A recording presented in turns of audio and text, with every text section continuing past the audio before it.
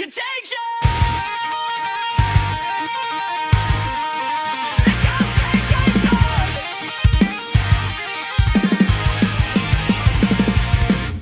Hi everyone and welcome to This is Contagious, a show where we look at how contagious ideas are shaping brands and culture. I'm Alex. I'm Chloe. And I'm Katrina. Today we're looking at world building, where it comes from, what it means, why brands are getting involved in it, and what the benefits are for them. First of all, let's start with the basics. Chloe, what is world building? Well, I think the best way to understand world building is through fictional storytelling. So if you look at books, films, TV shows, and games, world building is about creating a fully fleshed out environment. It's not just the setting of the story. It's somewhere that feels expansive, that invites you to explore. And what we're seeing now is brands adopting this framework to create immersive commercial universes, from flat linear storytelling to rich participatory experiences. Just building on that a little bit, Henry Jenkins is, I guess, one of the world's leading media scholars. So he was the founder of the Media Arts Lab at MIT. And he's an expert on what he calls transmedia storytelling. So this idea of how stories can be played out across lots of distinct touch points. Now, one of the world building definitions that he turns to comes from an American screenwriter called Travis Beacham, co-writer of Pacific Rim with Guillermo del Toro, another world building luminary. But anyway, Travis puts it like this. He says, the story is in the world, not the other way around. And that world itself, he says, it has books on its shelves and articles in its newspapers. It has ephemera and lore. It has slang and jargon. It has footnotes and obscure references to take for granted. It has a deep past and a far side. So just the richness and the depth of information and knowledge that pertains to that world is very much the thing, you know? And I guess if we take this out of kind of the theoretical definition to this and get into some actual examples, that I think once you get into the examples, everyone knows exactly what you mean, right? I guess the uber example is probably Tolkien with Middle-earth, the fictional setting for books like The Hobbit and Lord of the Rings. If you've read or you've watched Lord of the Rings, you're taken literally through a world, right? You've got the regions of Middle-earth from the Shire, you go to Rohan, you go to Gondor, you go into Mordor. It has mines, it has forests, it has mountains, it's got cities and villages. It has different peoples, different races. There's this vast array of fictional flora and fauna. There's multiple languages. It's got multiple calendar systems. It's got all this detail, all this richness, creates this incredible world that readers feel totally immersed in, even though it's fantastical. I guess the more recent example in the fantasy world would be sort of the Harry Potter world. Nowhere near as detailed as Middle-earth. I think they stick to the same calendar as the rest of us, but it still has a richness to it. I think millions of parents would tell you that it's plenty detailed enough, Jenkins. Yes, a little bit too detailed, no doubt. I guess the key thing here is that the detail and the richness often isn't there to serve the plot. It's to make these fancy worlds feel real, right? You get the sense like the world exists beyond the story that is being told within it. And I guess we'll come on to why that's important for brands a bit later. But I think a lot of it starts with fantasy. Within the fantasy world, what's important is that you are asking people to suspend disbelief. These are fantasies, right? So they do need to have that detail to make them feel real, because the stories themselves aren't realistic. I think that's really interesting, though, because Henry Jenkins, our MIT transmedia storytelling scholar, makes the point that a feature of science fiction writing is often that the writer becomes more concerned with the world and its workings rather than with the plot and the characters. So maybe in terms of sort of world building examples, maybe Star Wars did a better job with the character side of things, with making it much more of a kind of relatable adventure romp than we see with Dune, for example. Dune fanatics may disagree on, on the character side of things there. Okay, so with like Tolkien and Dune, these kind of classic fantasy, classic sci-fi, is there anything a little bit more contemporary? I mean, obviously Dune is being retold right now. But what about other things that people may be a little bit more aware of on a day-to-day level? Well, I would say one of the biggest examples of world building done really well is the Marvel Cinematic Universe. And of course, these ideas all stem from, classic Marvel comic books. But what you have is each of the comic book characters have their own world, and then they exist in this kind of uber world, this universe. So if you're Thor, for example, you might be from Asgard, and if you're Peter Parker, you might be living in a kind of fictional version of New York. But everything that happens in each of these characters' worlds impacts the other, and they're all part of the same universe. And they all have, you know, one kind of giant plot line that goes across all of them. I think we'd be remiss not to give a shout out to The Simpsons. It's a show with over 3,000 characters in a fully functioning town. I think we all know what the world of The Simpsons feels like. It's incredibly well put together. And of course, like over in the world of gaming, like gaming does this really, really well. You know, later this year, we've got the new Grand Theft Auto game coming out. It's going to be set in a place called Leonida. It's going to be an incredibly detailed world. It's got thousands of fictional brands. It's got fictional radio stations, fictional political parties, food outlets. It is a huge world building endeavor. And a lot of people are going to be spending a lot of time in that world a little bit later in the year.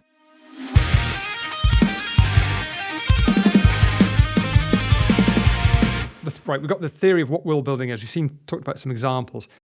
If we try and pin down the rules of world building and what you need to build a world, you're kind of ticking off some of the big subjects you learned at school, right? So you need language, you need history, you need geography, biology. Quite often you need physics. I think a lot of these worlds, you often have different cultures, different beliefs. You know, we just talked about Dune, which has its own religions in it.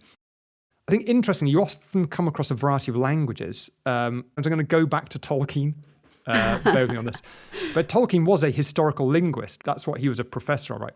He invented 20 languages just for Middle-earth. And they were actually the starting point for him. You know, he wrote a letter to his publisher saying the stories were made rather to provide a world for the languages than the reverse. So he started with language. But I think that's only one aspect of being a world builder. What else do we think we need? Oh, I would definitely talk about maps. I feel like maps are a really interesting part of the picture. They're such an immediate way to give an imagined place some kind of sense of substance. And I think that's something that links, Robert Louis Stevenson with his hand-drawn map of Treasure Island from, I guess, the late 1800s to the contemporary world of gaming, where, you know, it's the map that dictates what your navigable world is. That's where the gameplay happens. And it's bringing that sense of dimension and space that you can actually move through. And, you know, if you look at the Treasure Island map now, the specificity, we're talking about the depth of the waters around the island is marked. You've got the trails, you've got sort of the prevailing current, all of that detail. It's so rich that immediately you're transported into that kind of headspace and that environment. I think we've seen a little bit of that with, one of the big hits of the year is Backrooms. If you really go deep into a lot of the YouTube videos, they really go out of their way to provide the dull science of, you know, how all this stuff fits together as well. Also, that role of like explaining the world to others, that's basically, you mentioned like school and the subjects that we learn at school. It's sort of a parallel thing to that. There's a sort of pedagogy attached to explaining the world to others as well that people get really, really immersed in. I think another thing that seems really important for the world building, again, I'm just going to stick with being Tolkien nerd for a little bit longer, is I think a lot of these worlds have a sense of lineage. There's a great sense of lineage throughout the Middle-earth stuff. In Lord of the Rings, you've got Aragorn, son of Arathorn. He is Isildur's heir. In The Hobbit, you've got Thorin, son of Thrain, son of Thror, king under the mountain. There is a sense that, you know, you are not merely a character. You have a lineage. There is a family tree. I think even in The Hobbit, you find out about like half a dozen of Bilbo's extended family, his mum, his dad, the Sackville Bagginses. There is a sense that, you know, you are part of a living, breathing bloodline. You know, we're joking about how you keep talking about Tolkien, but actually I do think that he is a seminal example for this and paved the way for things like Game of Thrones or even Harry Potter, where the lineage is so crucial to the story. Yeah, I mean, Harry is almost defined by being the son of someone else. He is the boy who lived. And the whole story is triggered by the death of his parents. Spoiler alert. And really related to lineage is, you know, internal myths, lore, the origin story. There's a clear kind of connection between those two. And a lot of these worlds have this kind of origin story. So going back to Harry Potter, how Harry Potter got his scar, or in the Marvel universe, it's how the superheroes got their powers.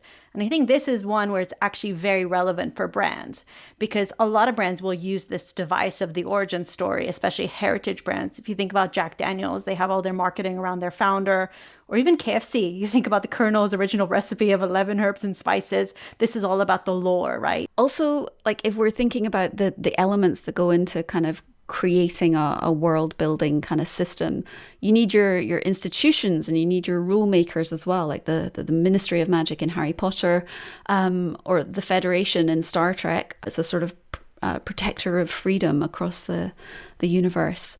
And there are also rules, that come along with those institutions and organizations. And I think rules are one of the slightly counterintuitive things about world building. It's not carte blanche just to play God and make absolutely anything that you want to happen. You need some sense of logic and order in the world that you're building, a way of saying, okay, we can do this, but not that.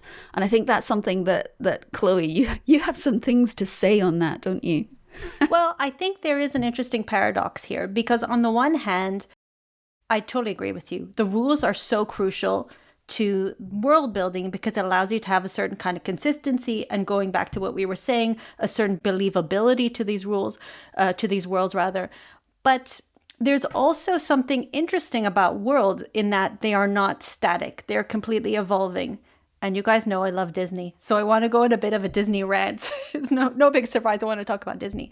But I actually think Disney, and Disneyland in particular, is really relevant for us to talk about, especially in regards to brands, because this is really an entertainment property, but there's a commercial element to it as well. And Disneyland, which was launched in 1955, is one of the first worlds that you could actually step inside.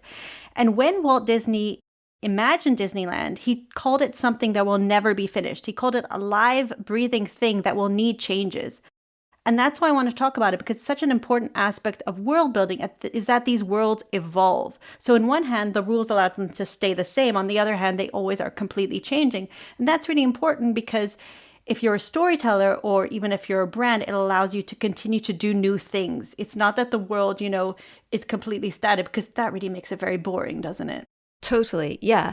And I think what the rules give you is a sense of them having an internal logic, but I feel like that's a separate thing to the ability for somewhere to evolve and develop over time and get bigger and more expansive and more interesting and deeper. There's been some quite recent examples where we've seen the internal logic and physics almost of specific worlds come into really kind of interesting play. The Barbie movie gave us such a brilliant evocation of the world that Greta Gerwig created for those characters, and some of the ways in which she brought that to life are highly specific and interesting, right?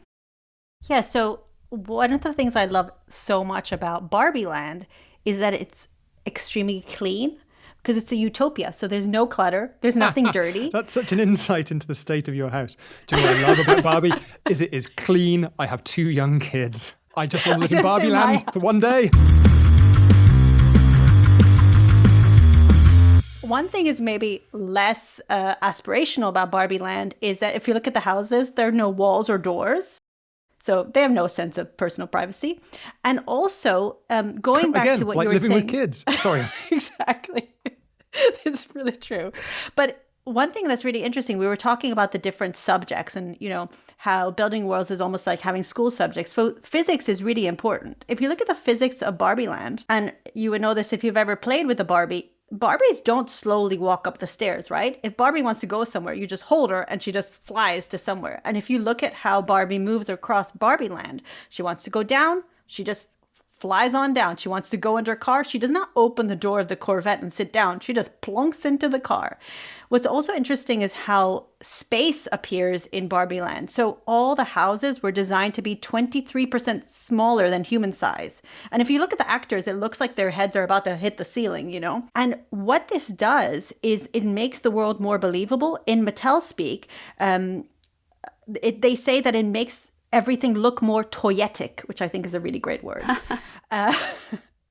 But, Disney is kind of my Tolkien. And there are also lots of specific rules that apply to Disney. So, for example, they have all these rules about what the characters or their character actors are allowed to say and do. For example, they're not allowed to leave their designated land. So you'll never see like Belle from Beauty and the Beast in Tomorrowland because that just wouldn't make sense. She can't talk to guests about modern trends or internet memes or anything like new technology that she wouldn't know that's outside her story. So I think this is also really interesting about how to make things believable. What do the characters know or not know? And that's part of the world building as well. As a sidebar bit of trivia about Disneyland, apparently when Walt Disney was talking to his wife about it, she was like, why do you want to build an amusement park? They're filthy. And apparently that was generally the reaction because at the time no one really had Walt's vision. And there's a little lesson there in just like persistence against people who do not share your creative vision. And we all know that Disney World is very, very clean as well. That's part of the kind of fantasy of it, right? That's not the best thing about Disney World. I love cleanliness. But I think there is another important aspect to world building. And we were talking about this with all the details, the richness. I think that's a word that's come up a lot, is how do you actually achieve believability? And I think specifics are so important. So again, sorry, going back to Disney World. But if you look at what the Imagineers say is so important about Disney World is that they say that if guests can actually touch things, they need to feel real. So one example of that is the Disney's Wilderness Lodge Hotel. It's one of the resort hotels in Florida. And it's made to look like a U.S. National Park lodge. And there, if you go into the lobby, it's this majestic lobby. They're basically these kind of almost giant logs that go from floor to ceiling, enormous. In places that guests can actually reach out and touch them, they're real wood. In places they can't, they're made out of steel and concrete. So this is what I mean about the tiny details that really apply to really add to the believability. That's interesting because I thought you were going to say that, like everything is fully built out, like properly done so that it doesn't feel like a set, but it's a blend of the two. Exactly. It's all about making it feel real to the people who actually interact with it. And Pete Docter, who is the chief creative officer at Pixar, and he made movies like Inside Out, he said that the specifics are very important. I think that builds onto something that you said earlier, Alex, about details. He said, getting to know all the little details and getting those right, that's how we build authenticity in the worlds. And I think that's really important for brands to talk about. Do you know about the Utilidors in Disneyland? No. So the Utilidors, it's amazing. It's this underground network of tunnels, so that the character staff can kind of go underneath Disneyland, so they can just pop up in place. So you never see, to your point, Chloe, you never see Belle from Beauty and the Beast walking through Tomorrowland to get to Beauty and the Beast Land, I assume. They just magically pop up because of the Utilidors. It's called Fantasyland, Alex. Excuse me. Let's expense a work trip there for research purposes, shall we? I'm already so here for all the vocabulary, the Utilidors and the toyetics.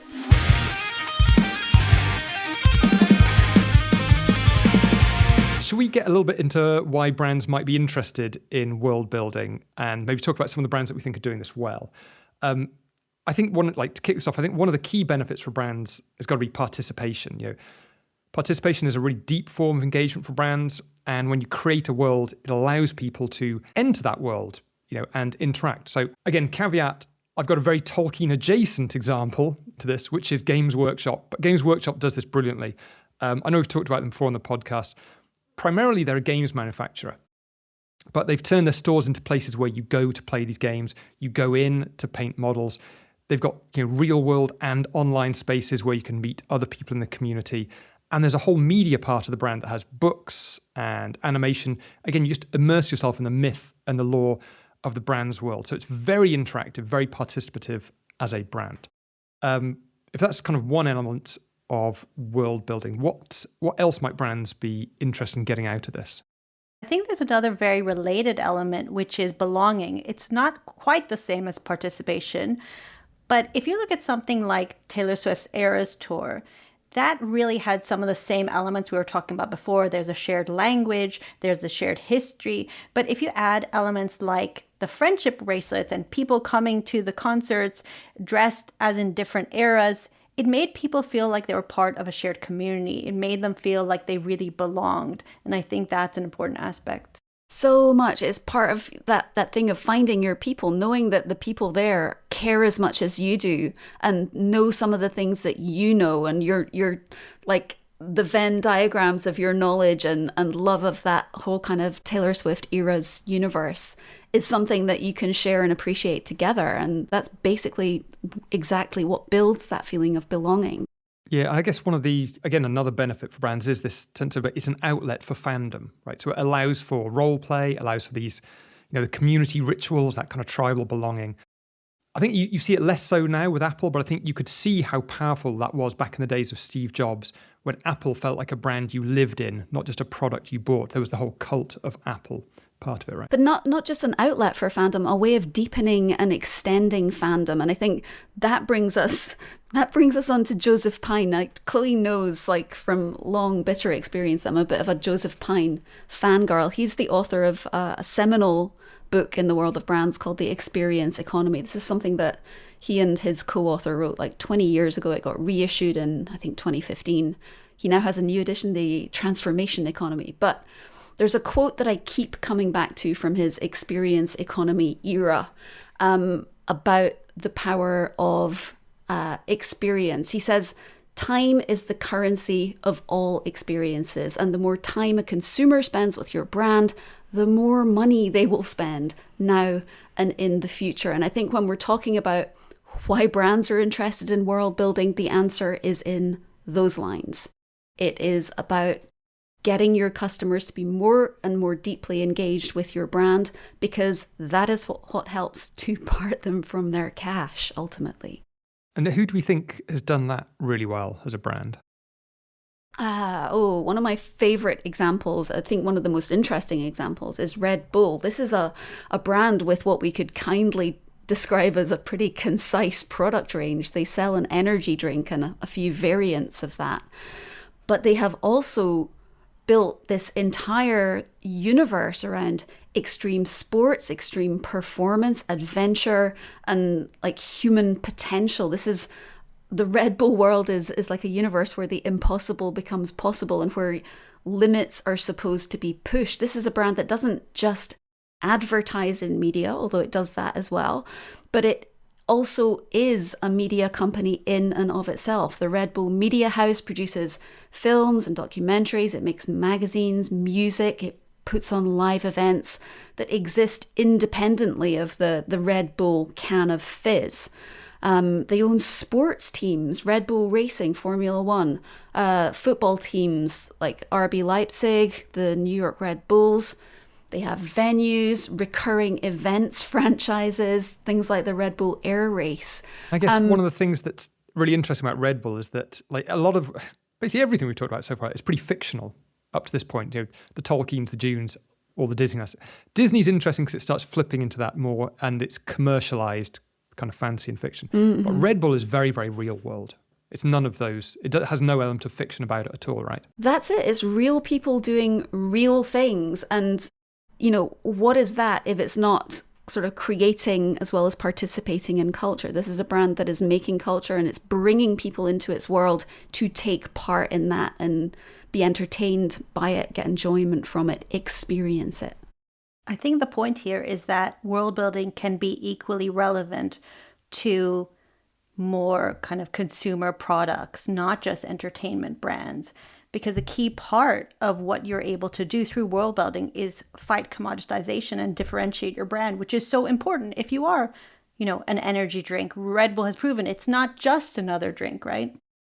Not only that, I guess, but it's almost as if in the case of Red Bull, the product is like merch for the brand. It's almost like an accessory to this much more interesting hinterland that the brand has created for itself. Yeah, I think if you were dropped on planet Earth right now and had no knowledge of Red Bull before this, you would think that it was probably more of an events media company that happens to have had a surprisingly successful drink offshoot.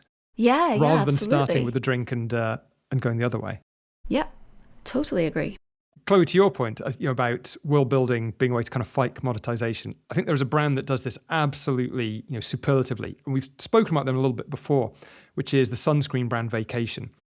If you think about the sunscreen category, all sunscreens claim to protect your skin.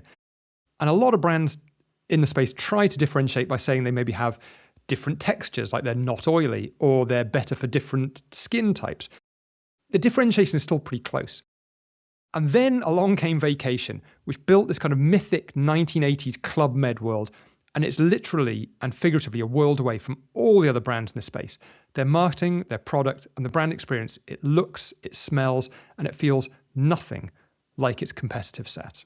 And it's because of that whole world building that it's been, been built on. That's not a good turn of phrase. And just to be super clear with Vacation, they're not like building a world in the way that Disney has built a world that is an attraction that you go and visit. But they create all these activations and sort of artifacts from the world that encourage you to sort of feel it more viscerally and believe in it. They'll run events that are like corporate away days where their employees can go along and have a cookout with the founders of the brand, that kind of thing. So it's less permanent than Disney World, but it lives on and on in the imaginations of the people who buy into the brand, right? I think there is another example of a brand fighting commoditization through world building that is interesting to me because it operates in the low budget grocery store kind of space, and that's Trader Joe's. So world building totally elevates the experience of shopping there. It was launched at a time when the US was going through a really big tiki phase. So do you remember those like tiki bars and Hawaiian movies? Too young to remember that, Zoe. Come on. You never watched old Elvis movies? Anyway, so if you go into Trader Joe's, all the uniforms that people wear have this kind of nautical Hawaiian theme. The employees are actually called captains or crew members as if they work on a ship. And nobody is going to be walking around London with, Sainsbury's tote or Tesco tote. But even though there is not a single Trader Joe's in the UK, you will see so many Trader Joe's tote bags all around London. And I think that's because of the brand that they have built through this experience of world building. And it was a pivot, wasn't it? It didn't launch as this slightly wacky Polynesian theme brand. I think it launched as, it was Pronto stores, a reasonably regular thing. And then I believe they pivoted to capitalize on the tiki craze that apparently swept the world in the late 60s. So hard to imagine Sainsbury's or like Aldi's making a similar pivot nowadays. Yeah, come on, you cowards.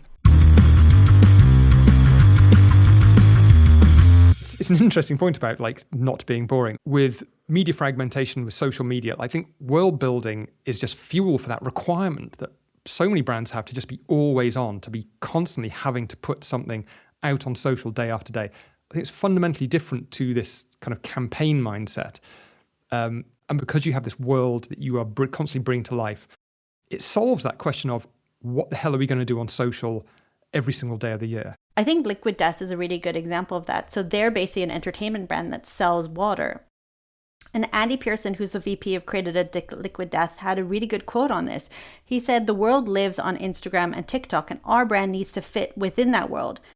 And that world isn't made up of brands, so it doesn't have these rigid rules." So he said, we started thinking less of Liquid Death the brand and more of Liquid Death the character, and we write for the character. And I think that's such an interesting parallel between, we've been talking a lot about fictional world building, but that's such an interesting parallel between the world of entertainment properties and the world of brands. They're treating Liquid Death as if it was an entertainment brand. And I guess for a lot of brands, that could be quite an interesting unlocker of, right, I get Tolkien and Disney and that lot, but how do I bridge that into the world of business, the world of marketing, and actually thinking of your brand as a character is maybe an unlocker for people. It just feels a little bit more attainable than the sort of full throttle, we must build a perfect universe for our brand, all or nothing kind of approach. It's a beginning point, right? I think that's totally true. And I think it also goes back to the thinking that Alex was explaining about not just putting campaign after campaign, but being always on. And what that allows you to do is have this broader creative canvas to work from. It gives you a launch pad for the kind of marketing or content you can create, but it also fosters commercial growth. Because Liquid Death, for instance, has built up this really rich world, it then gave it a launch pad to do all these other products. So it started with water, but then it could launch, iced tea or sparkling energy drinks that still fit into that universe. Basically, what we're talking about is really rich brand building that has all these different elements to it. Interesting also with Liquid Death, the fact that they also make and sell a lot of merch that's connected with their brand as well. And we're not talking like, logos on t-shirts. We're talking like plushy toys of endangered sea creatures with fishing line wrapped around their neck. So fully in tune with the kind of slightly dark yet environmentally aware humor that the brand embraces. Yeah, I believe it's like about 10% of the company's revenue is merch. It's literally millions of dollars. It's a huge thing for them. Yeah, and that whole thing of buying merch is one of the features of world building. This idea that there are artifacts that you can take out of the world and have in your own life on a daily basis that are a reminder and a connection with that universe.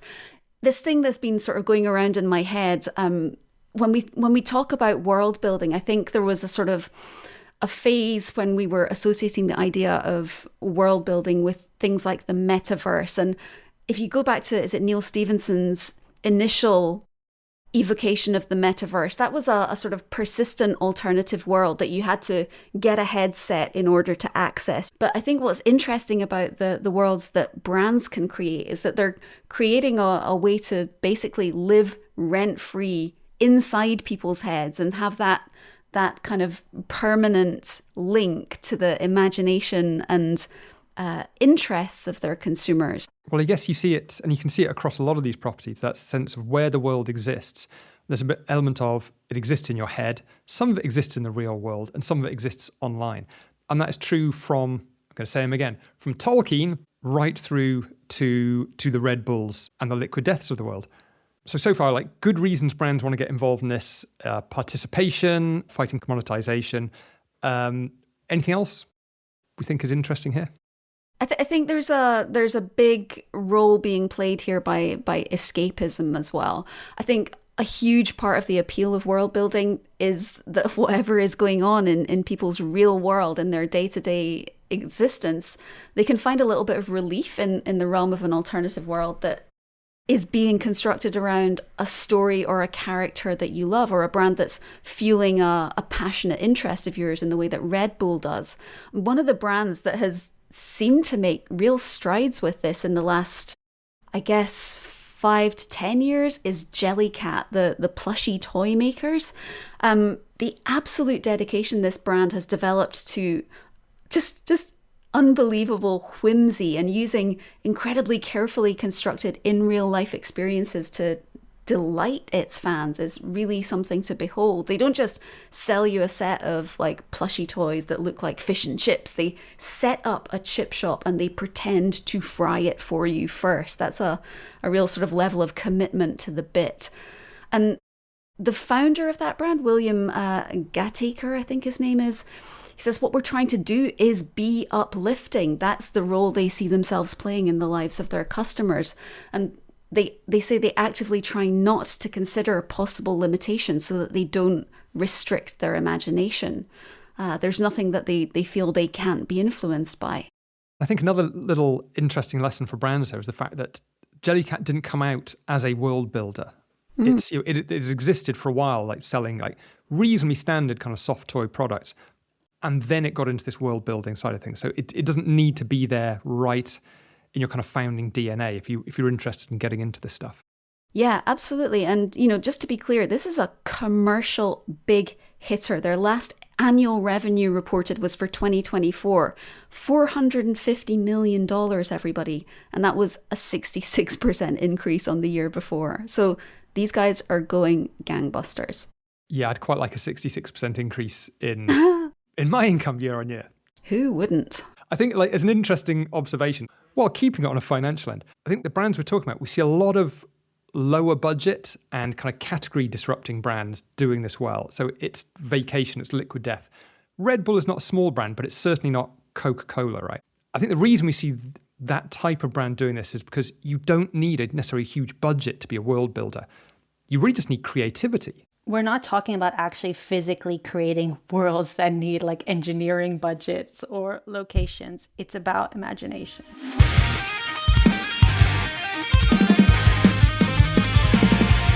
So when we were prepping for this, I think we were quite conscious, like it's not always super clear what separates a world building brand from maybe just a brand that does a lot of storytelling or is just maybe very consistent in its ads. There's an element of like, well, where's the line between being a world builder and not? If I throw out some brands, should we see if we can try and pin them down? And I'm going to call this game, Does Your Brand Have a Map, or Are You Just Selling Stuff? Not that this needed Catchy. a name. Yeah, great title, Alex. Does your brand have a map, or are you just selling stuff? This game has a terrible name. If I said Lego, where do we think Lego sits? Do we think that's a world builder or not? And how are we making that distinction? I mean, I feel as though Lego has got a bit of a claim to world building ambitions. This is a brand that makes movies. It has IP. They manage to manifest across so many different kinds of touch points. They have their own attraction, a theme park. They have the Lego park in Windsor in the UK. Others as well. So for me, it's a brand that's all about imagination and creating what's inside your own head. So I'm quite inclined to think that if they're not there already, they're sort of on their way. What do you think? Legoland, FYI, 12 large Legoland theme parks in California, New York, Malaysia, Germany, Korea, add that to etc. the list of places we need to go. Let's hope it's clean. They also have a school. They have a school in Billund, Denmark, an international educational institute where people send their children. It's like Hogwarts for Lego builders. So it's doing a lot of stuff. Does this make it a world builder? Where are we coming down on this? I would say no. So I get where Katrina's coming from, but I think the whole point of Lego is actually it's inviting you to create your own world. They haven't actually put the rules in, besides that it needs to be made of, tiny little bricks. And actually for their 19th anniversary, their slogan, their tagline for their campaign was rebuild the world. The point is that you, as the person who is playing with Lego, makes up the rules. And that's what makes it not a world builder in my mind. Yeah, I think I land on your side of this, Chloe. I think there's an element of like, it is a tool for others to build their own worlds. It is maybe not a world builder in its own right. And there's nothing wrong with that. No, I think that's an important point. Not every brand has to be a world builder. We're talking about what the benefits are for those brands that choose to do that. So let's look at another one. What about a brand that you were talking about the other day, Chloe? What about Betty Crocker? Is that a world builder? I went down a little bit of a Betty Crocker rabbit hole. The starting point, the origin story for Betty Crocker is that Washburn Crosby, which was the General Mills' predecessor, they launched a contest. It was a jigsaw puzzle contest. What happened is when people applied to this contest, they actually also sent their jigsaw puzzles with cooking letters asking questions about how to bake things. And they got hundreds of cooking letters sent to the company with questions. So the company invented this character called Betty Crocker who could answer these letters. And then she ended up having these radio cooking shows, and she was on TV, and she launched cookbooks. But of course, it wasn't a real person. They did eventually create a face for her and a kind of identity. So I was thinking, is this different from just having a mascot? I think it is, in that they're creating a kind of imaginary world all around the domestic goddess and domestic prowess. But I didn't come down on the question, is it actually a world-building brand? I'm still not sure if it actually is. I feel like, is there participation involved in this? Is there fandom? Those are questions that I would have about the Betty Crocker thing, I guess. Still falls a bit short, yeah. An argument that we had before, and I feel we're going to have once again, is, Katrina, you have very strong views about Chanel being a world builder. Yeah, I don't know that I have very strong views that they are a world builder, but I think maybe She has medium views, guys. I have medium views. I think maybe they might think about themselves as being a world builder. And I feel like on the surface, they might be taken that way. But I guess what Chanel is doing, they're doing a great job of storytelling around the mythology of the brand. They've got a sort of a very interesting origin story with their founder, Gabrielle Chanel. Her story is one that has many twists and turns. And so there's a lot of scope to bring that to life in different ways. There are lots of different products and key moments. There are aspects of the brand's codes that they can bring to life. So the role of the camellia flower. Skip over Nazi history, the shape of the iconic Chanel No. 5 bottle. I feel that there's a lot to evoke the world of Chanel, but I don't think that's necessarily the same thing as world building with that brand's identity. Because, as I thought about it after we had our little sort of contretemps about whether it was or wasn't a world building brand, I still have bruises. I guess what they're doing is they're stewarding the world that Coco Chanel herself built years and years and years ago. So, like, the iconography is kind of fixed. You know, it has its rules and its codes, but it's not necessarily growing and free to expand in the way that I think we're discussing world building nowadays. Maybe file this one under a storytelling brand more than a world building brand. Yeah, storytelling and myth making, mythologizing. Yeah. There's a slightly it's maybe closer to the world of museums and history than it is to the world of world building. Do you know what I mean? Sure that Chanel will not be pleased to hear themselves described as a museum-like brand. Sorry, Chanel. I guess one of the challenges for brands wanting to get into this is that world building is a very specific type of consistency. Right? And actually some brands struggle within their marketing to have that consistency. You're kind of fighting maybe even more fragmentation than you are on an average day. So maybe a starting point for some brands is being able to pin down how your brand's world works, what it values, and what is strictly forbidden. So you don't immediately fall apart and get pulled into different directions as you have different agencies, different copywriters, different designers, all trying to pull you in different directions. It's a thing you can't imagine happening really with Disney, but you can see it happening quite a lot, maybe with some of the more day-to-day kind of household brands. It's interesting though, isn't it? Because there's a degree of like command and control that is necessary, but there's a lot of nuance in sort of where you do allow interpretation to be a part of the mix and participation to be a part of the mix as well. And so I think there's a lot of sort of push and pull to be had there.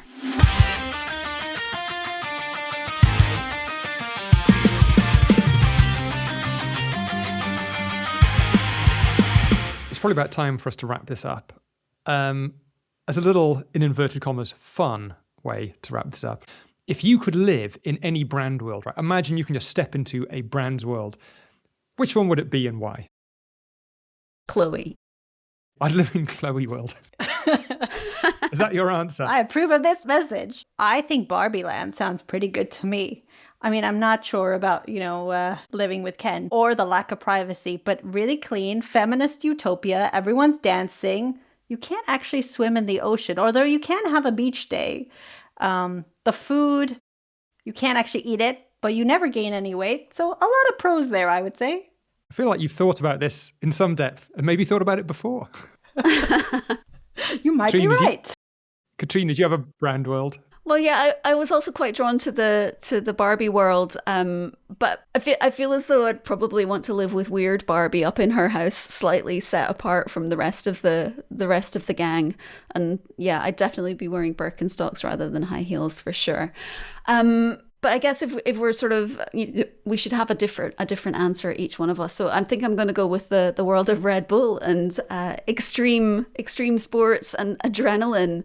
I think I'd quite like to hang out with Danny McCaskill and ride a BMX along the Coolin Ridge in Scotland. Why not? Live a little.